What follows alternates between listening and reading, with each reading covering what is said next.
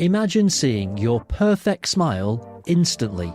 With PureTech clear aligners, advanced AI shows your future smile in minutes, and your custom aligners, proudly made right here in Sheffield, are ready in just days.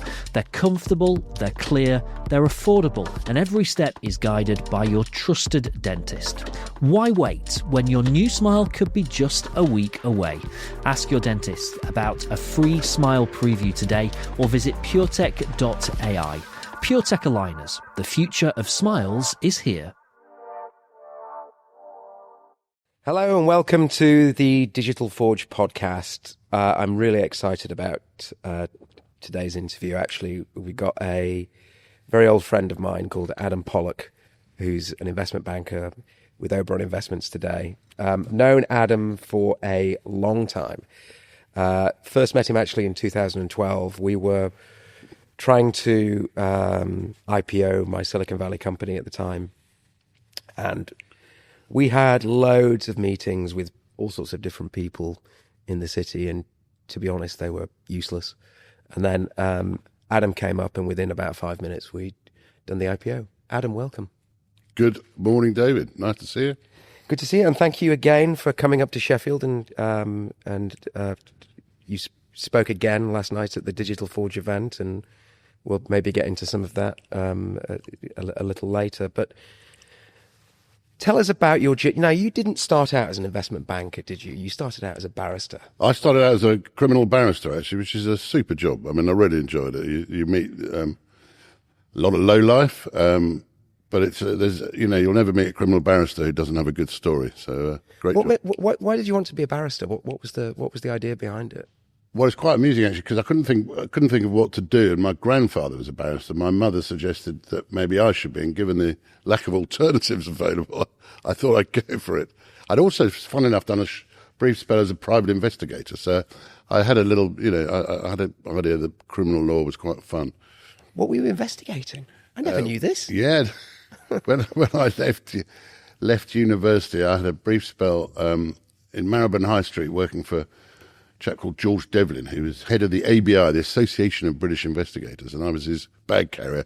We used to it was pre-tape recorders. It was fascinating. So we'd mic up a briefcase with a big cassette player in it, because that was as good as it got in those days, with a little sellotape microphone on it, and we'd interview people. I mean, I used to serve writs on errant husbands. So it was all quite amusing, but it gave me a taste for the law, so I thought I'd better legitimise my role. Did you ever catch anybody red-handed?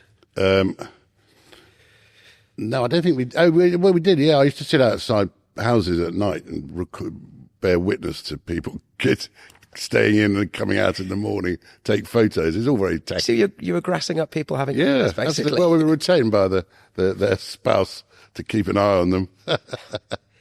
So how long were you a barrister for, and when did you get into banking? So I practiced...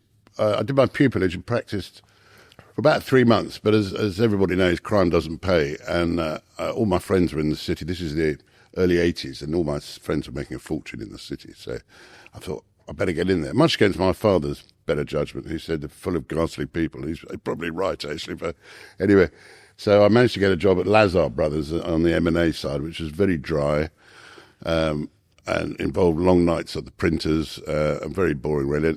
What I discovered there, which is quite amusing, was that the company would come in and say, "Can we have some money, please?" And the chaps at Lazar just sit there and look very serious and say, "We'll think about it."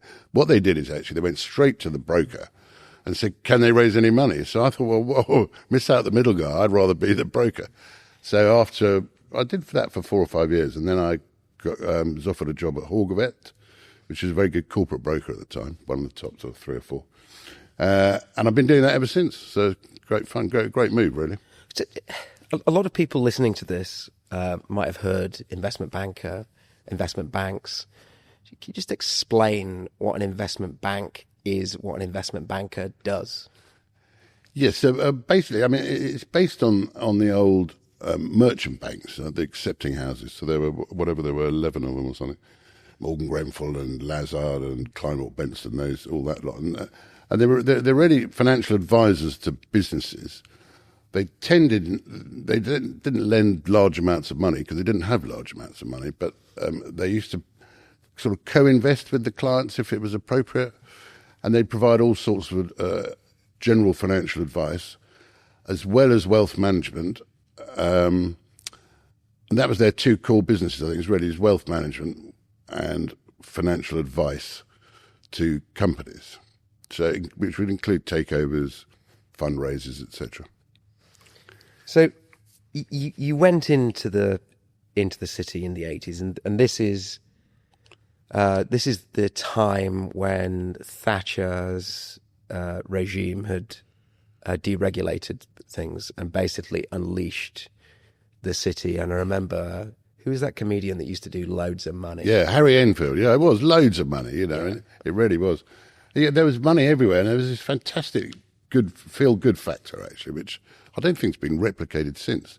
It was because, if you remember, the 70s were pretty grim, for honest, the 3-day week and the miners' strikes and all that, and it just went on and on and on. And then at some point in the mid-80s, Thatcher and Cecil Parkinson deregulated the city, and the money poured in, mostly from Americans who wanted to buy everybody up.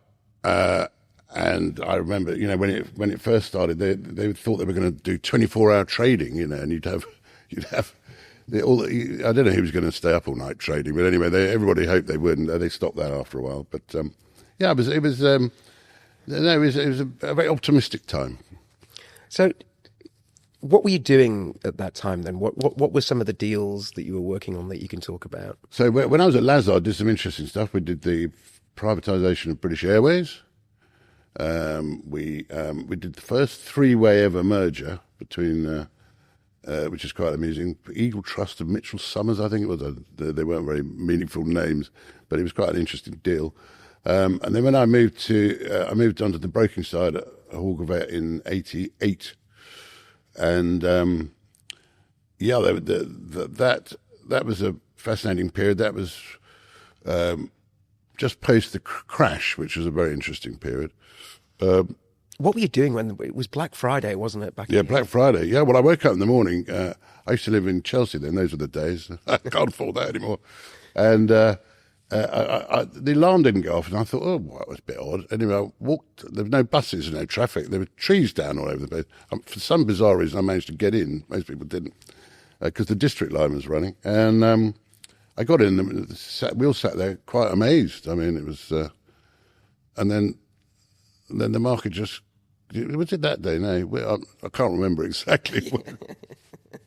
But it was, it was interesting times again. And the market then after that really took 2 years to recover from memory. Nothing happened, nobody called, nobody did anything. And we all sat there thinking, well, how long are they going to keep paying us? Because it was absolutely nothing happened. So it was a bit like, funny enough, 2 years ago it was a bit like that. Yeah. It's probably about as bad, actually. And, we're suffering the consequences now, actually. So you went, when did you go to NatWest? So after 4 or 5 years at Hallgrave, they pulled out of small companies at the time, actually. So I moved to NatWest. And that was, at the time, that was a really interesting business. It was bigger in New York than Goldman's was in London. So it was a proper global investment bank. And it was a real powerhouse, actually.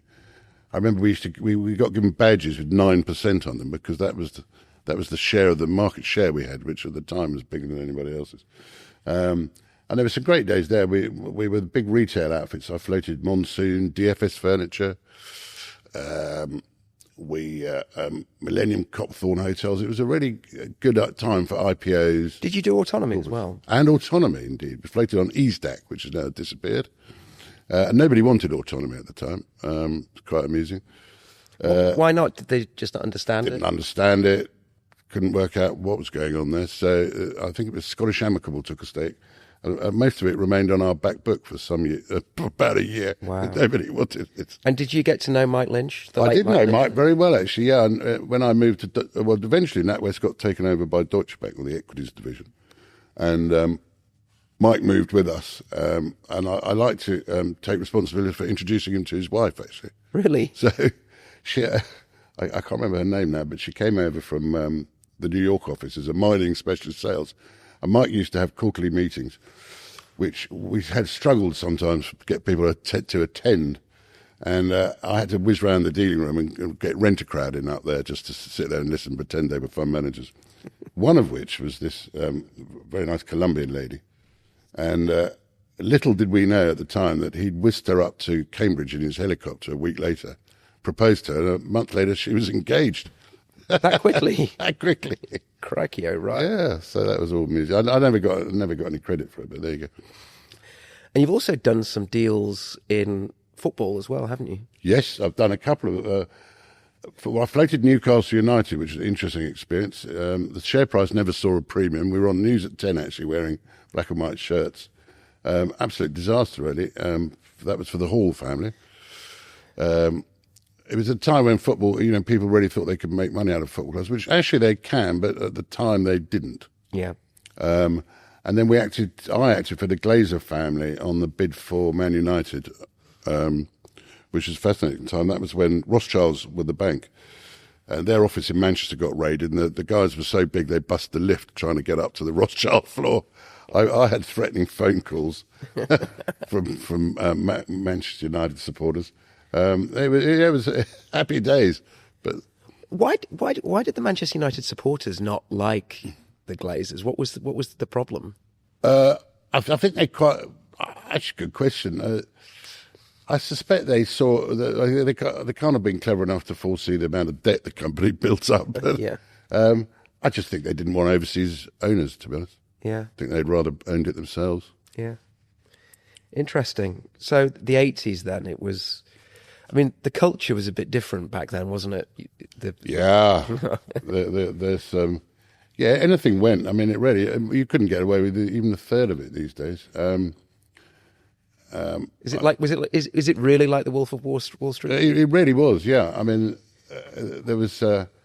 The shoeshine boy was actually also the drug dealer. So, oh, God. So he'd polish his shoes and leave a little packet in there. And, not mine, obviously, but there was plenty of that going on. Yeah, I mean, when I was at Deutsche Bank, this is early 2000s, actually, but nonetheless, it demonstrates the culture. They had an off-site at the Palace Hotel in Gestad, and private jets flying everybody out there just for the fun of it. And the chocolate cake even had the Deutsche logo on it, right, on the plane. It was just cash sloshing around. Yeah, the place, champagne. Yeah, it really was. I mean, we had Robbie Williams at the Christmas party, at Deutsche Bank. Yeah, it was all a bit mad. Yeah, it probably at that time, the 80s, 90s, it's really when the north-south divide was probably at its most intense, that you could see all the money. Yeah. At that time was in London, and so little of it was actually anywhere else. I was going to say up here, but yeah, absolutely. I mean, I remember going up to Sunderland to we were brokers to or advisors to Vaux Brewery. Yeah, is it Vaux? Yeah, yeah. And we went up there and spent a couple of days up there, and it was staggering going to the club. We had an Amex card, and people were genuinely sort of, wow, what the hell is that? So no, it was interesting times.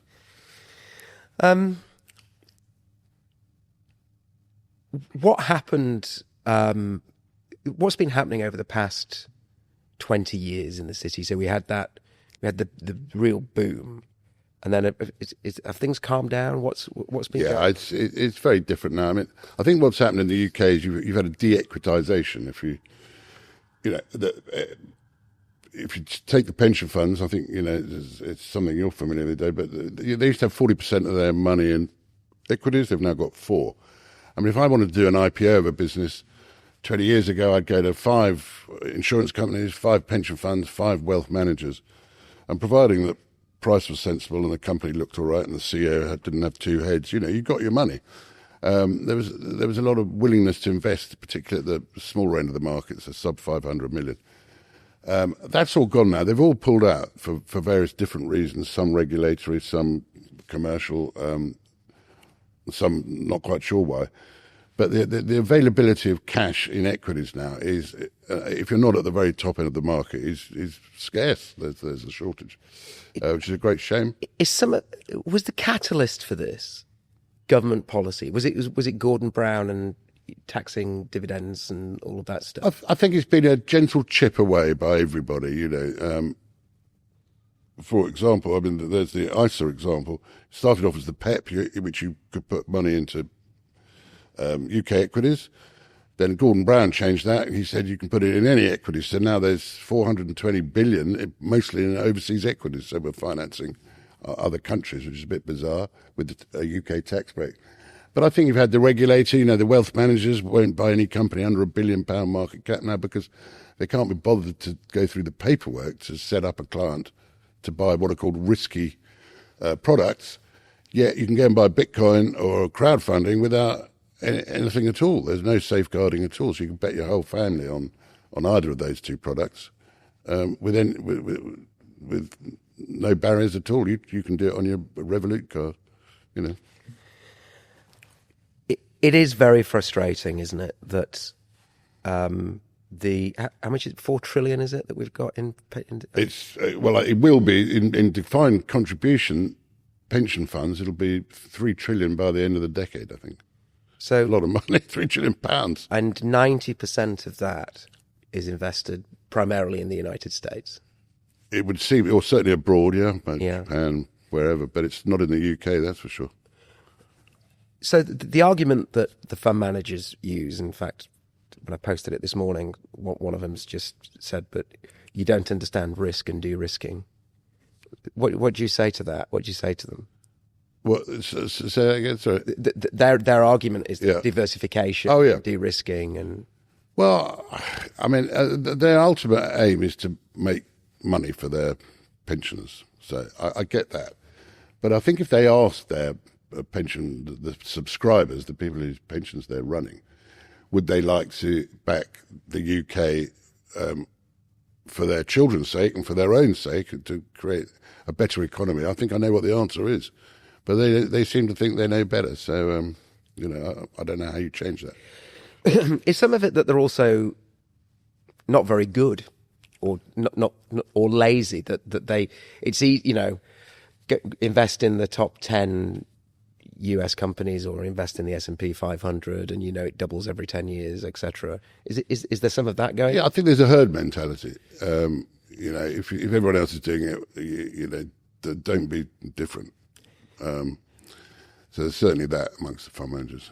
So we'll get on to what your potential solution is, because I think it's a good one in a second. But what damage is this doing to the UK market and the UK economy? Well, there is no growth capital for smaller companies that have proved themselves quite resilient, because in order to be listed, you need to be probably 5 to 10 years old and have delivered some sort of performance, and there are a few exceptions as ever. So, but this asset class, which currently represents about 1,000 companies, I think it provides 3 billion of tax revenue. I don't know how many it employs, but it will be a significant number. Actually have no access to growth capital anymore, and no one's decided this. It's just it's a function of a load of variable factors that have coincided to be a bit of a car crash, and that has to impact the economy. So, no access to growth capital. What does that actually mean? Give us an example. Well, I'll give you an example. We have Oberon. We have 20 odd listed PLC clients. Now, every single one of these would like to raise money, mostly for investment in either new products or working capital or overseas growth. But in every case, it's for growth. And these companies are now just in steady state. They're not going bust, but they can't actually expand and employ more people. I'll give you a very good example, actually.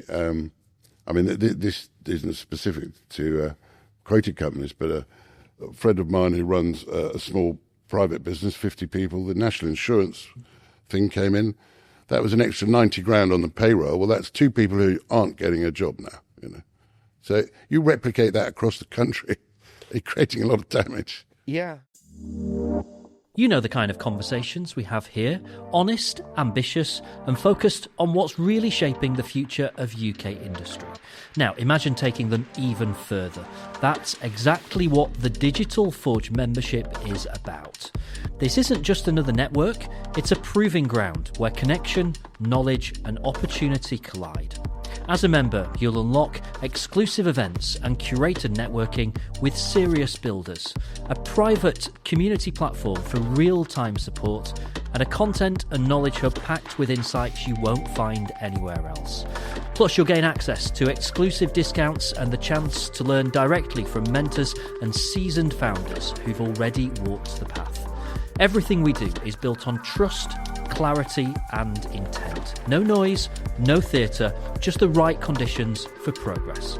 So if you're ready to join the future of UK industry and step into a community built to accelerate growth, join other members at forgedforgrowth.com.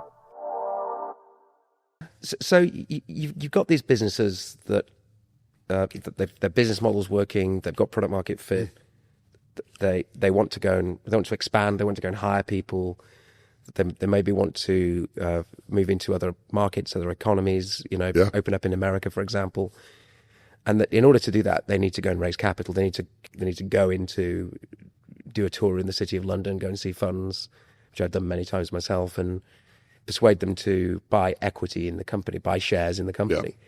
And what you're saying is that there just isn't the volume of cash available to invest in those companies. Absolutely. I'll give you an example of someone I was talking to last week who have a NASDAQ small company, and they needed to raise, I think it was $50 million. They were given $350 million, so they turned down $300 million.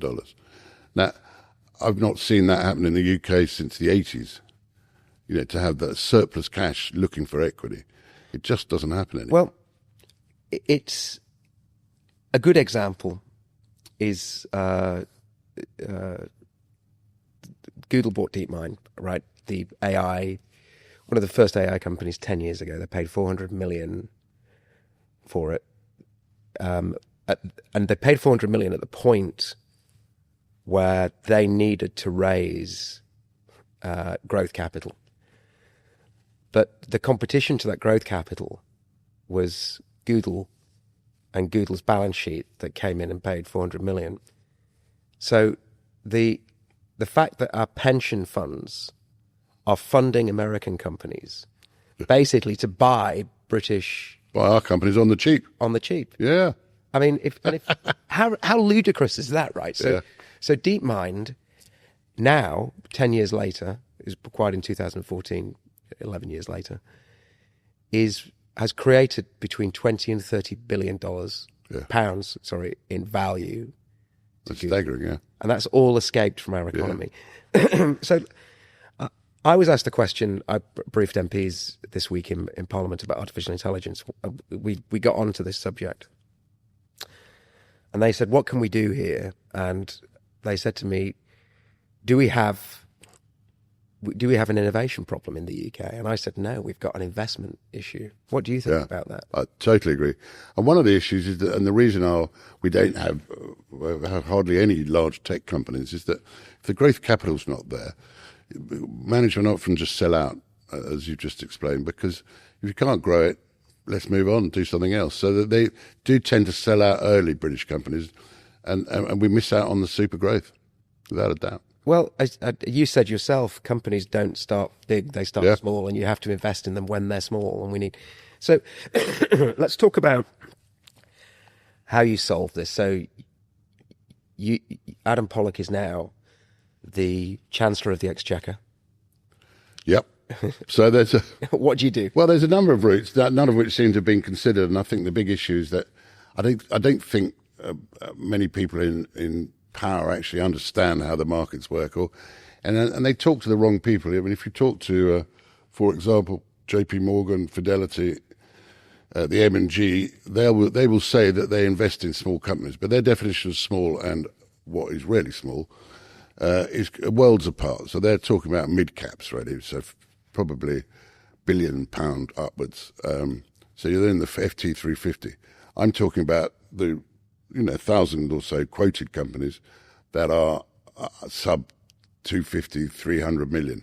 So there are a number of ways of doing it. One, if you created a fund, a bit like the British Growth Fund, the BGF, where the government, I think it was Cameron actually, made the banks put up 500 million each, which is evergreen money, and they invest in unquoted companies. That's fine. If you did something equivalent, and one idea we've had at Oberon is to launch an investment trust that would be funded by the pension funds, whose remit was a multi-manager investment trust run by those few small cap guys that are left specialists, and that would invest in specifically in companies under 250 million. And if it was a couple of £1 billion, it would make a huge difference. I think the other things people could look at would be to extend the EIS rules. So you give people a tax break for investing in AIM stocks, for example.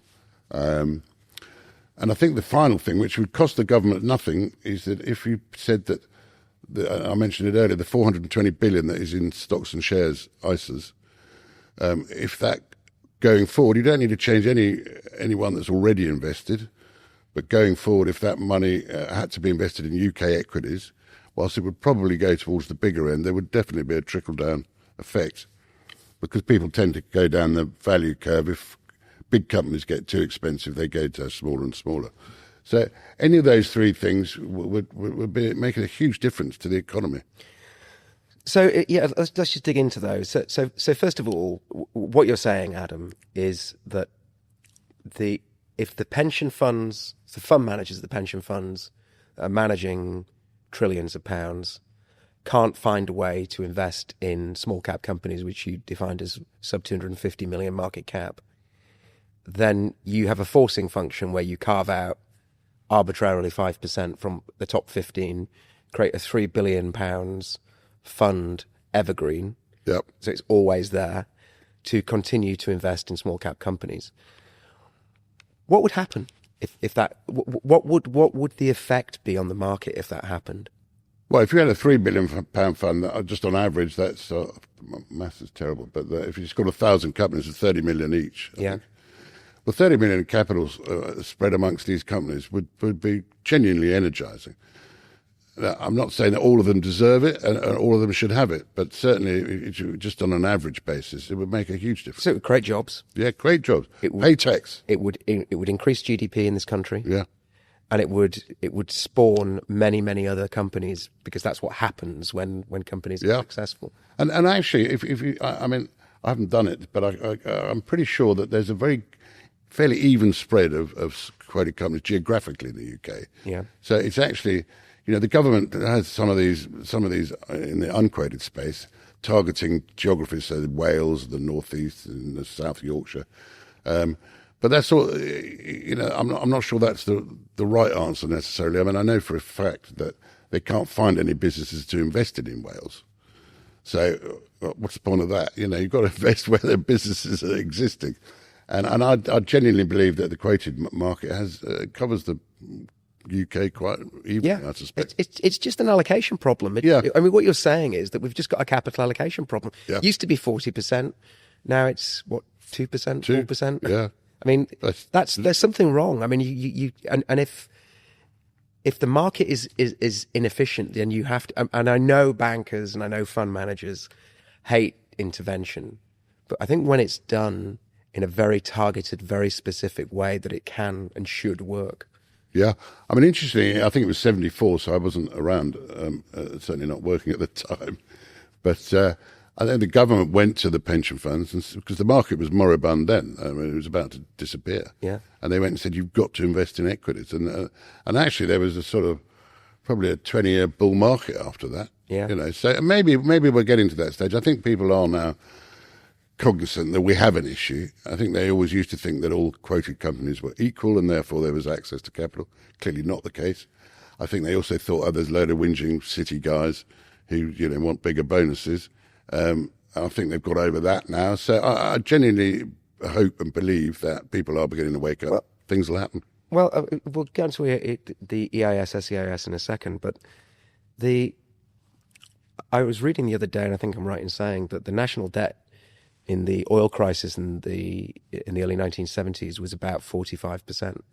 We're now 97% GDP in debt in this country. So we have to do things, right? We have to. We cannot continue to invest 90% of our wealth in the United States. It's just not on. You just can't. I just don't think you can do that with money that's getting a taxable benefit. Yeah. Like Exactly. I mean that. Or an ISA. So you get a tax break here to invest in the United States. It's phenomenal. Crazy. I mean, what other country in the world gives their citizens tax breaks to invest anywhere else? Actually, on that, Adam, how do we compare to other countries? Well, I've never heard of anyone. Yeah. I mean, we don't see a lot of Italian money or French money or American. Well, we do see American money, but I don't think it's taxed. I think 80% of US wealth is invested in the United States. Which tells its own story. Tells its own story. So, just explain what EIS, SEIS is, and then that there's an arbitrary time when a company can qualify, which is 6 years, which I've never understood. Yeah, well, I mean, actually, the EIS scheme is a good scheme, and for companies that can qualify, it genuinely works and does provide decent capital. It's typically below. It's typically for small companies. It's £5 million usually. SEIS is £250,000 for startups, and if the company goes bust, you get 80% of your money back, basically. So that's a good thing. That's usually distributed to friends and family of a startup. So, but it does encourage money in.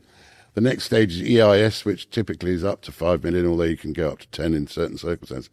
And as I remember, you have to be less than 7 years old, have less than 15 million of gross assets, employ fewer than 200 people, and then anyone investing in it gets 30% tax relief off their income tax. And that is a good scheme, I've got no doubt. And the VCTs, which is the sort of fund equivalent of an EIS, which is an individual benefit, do provide good capital for some small companies. And I think they raised 900 million between them last year. Because of the restrictions on them, on the type of companies that get allowed, they are limiting. And one of, as I said, one of my ideas to improve matters would be to reduce those restrictions, or take them off and put them on. Because 6 years is just arbitrary, right? It's just finger in the air. Absolutely, you came out. I think 7 actually, but whatever. Yeah, absolutely. Why not 10? I mean, if you're doing research in, for example, chip design, it can take 10 years before you can even sell anything, or if it's in pharmaceuticals. So you're penalizing companies whose natural progression and capital requirements may be elongated and take way more than 6 years or 7 years, Absolutely. whatever it's going to take. So what do you think? Are you optimistic or pessimistic about the market moving forward?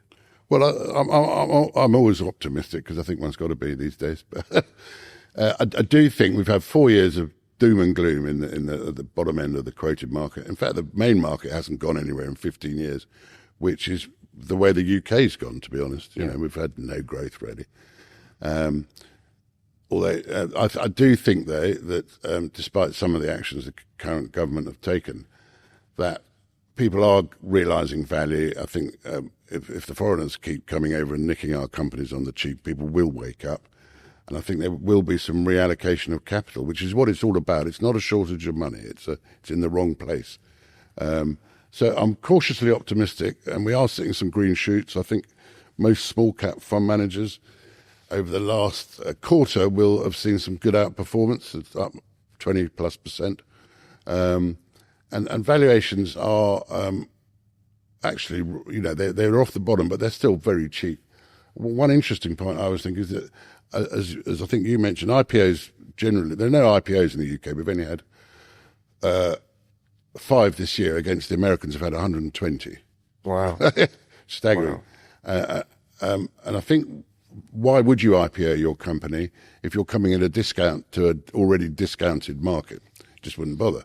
So there's plenty of companies that could IPO, and I think if we can just get fair value back in the market, at which point a discount that they come at is reasonable, then you'll get IPOs coming back in then you'll get circulation of cash and so on and so forth. And it's a virtuous cycle upwards rather than downwards, vicious downwards. So, yes, I'm optimistic, David. So let's just talk about the north of England. So I sort of dragged you up here. Yeah, loved took it. you around the AMRC, took you to see some interesting companies. Just give some perspective. Yeah, well, I was fascinated. I mean, I think I first came up here about 9 months ago.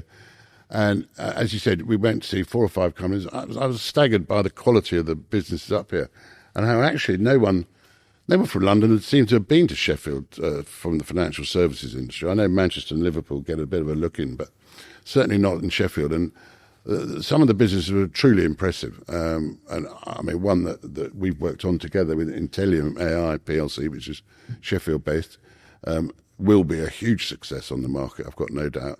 And certainly the companies I've seen at the Forge event consistently impressed me, of all shapes and sizes. Really impressed.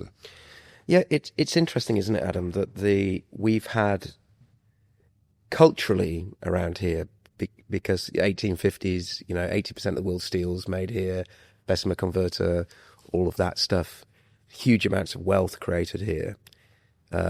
In the second phase of the Industrial Revolution. This was the Silicon Valley for the Industrial Revolution. And I suppose we thought that we didn't need you lot. We don't need bankers. We don't need your money from London. So culturally, I've got this thesis that we just, there are no, well, you've just now come back to Sheffield, but stockbrokers are now coming back because of Oberon. But we've not had stockbrokers in the city for a long time. I mean, you were shocked, weren't you? Yeah, no, I was truly amazed. And the other thing which I expounded on at the one of the Forges was that, you don't have to, the trade sale is not the only exit for a business. And I think that some people open their eyes a bit. I said, you can IPO businesses, you get 2 bites of the cherry. And if you do want to sell it, you get a premium to a premium. So I think that got a few people thinking, but certainly, we've got to keep the lines open because there's a lot of activity up here that needs financing. So actions speak louder than words, of course. And at the Digital Forge last night, you announced the new Oberon Yorkshire AI EIS fund. Yeah. Could you just talk about why Oberon have decided to do that and what you think can happen? Yeah, it's an enormously exciting venture. I do believe it's the first sort of regional tech EIS fund in the UK. So what we've done is, as David said this week, we launched the new EIS fund. This is for high net worth individuals to access early stage tech businesses, particularly in Yorkshire, but more generally in the north of England. Because, as just discussed, they really lack capital, startup capital and growth capital, these companies. And given the EIS scheme is one of the last tax breaks left in the UK and should be attractive, we're excited about the opportunity for everybody. And particularly given the wealth in the north of England, which is quite clear when you get up here, to tap some of that for some regional excitement. Yeah. Yeah. Well, I mean, capital should be a heat-seeking missile for opportunity. And obviously Oberon have seen that. The whole march towards reindustrialisation, the fact that we have to rearm, so factories around here have to reopen up, and they're going to reopen up in a very different way, using technology and sophisticated techniques and so on. So it's that's been absolutely fascinating, Adam. I mean, we've covered some ground here. Good to talk, David. From being a barrister to Wolf of Wall Street, the shoe shine. I'm not sure it was that bad. But the shoe shine. The shoe shine boy.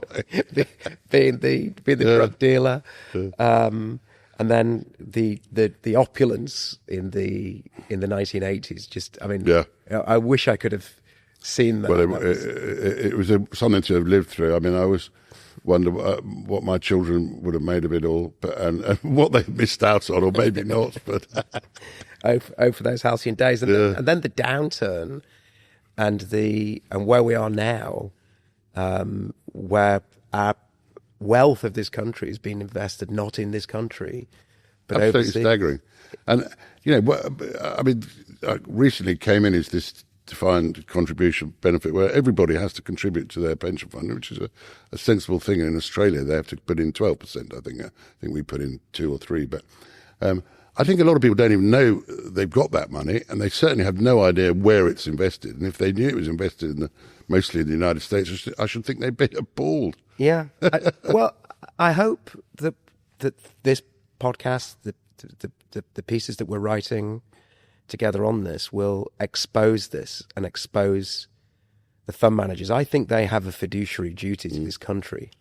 I don't care that they don't like intervention, because they bloody well should be investing in this country. Well, I think you're absolutely right. And even if it's not 40%, if it's 10, it would make a massive difference. Yeah, it just can't be 2. Yeah, can't be 2. On that bombshell, I think we'll end it there. So Thanks, Adam. great fun. Thank you, David. All right, thanks, Adam. Good fun.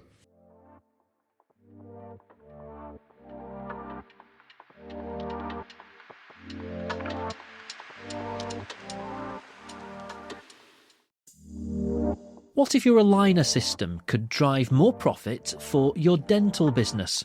With PureTech Clear Aligners, our AI-powered software delivers instant smile previews. Our custom aligners, proudly made in Sheffield, arrive in just days, not weeks.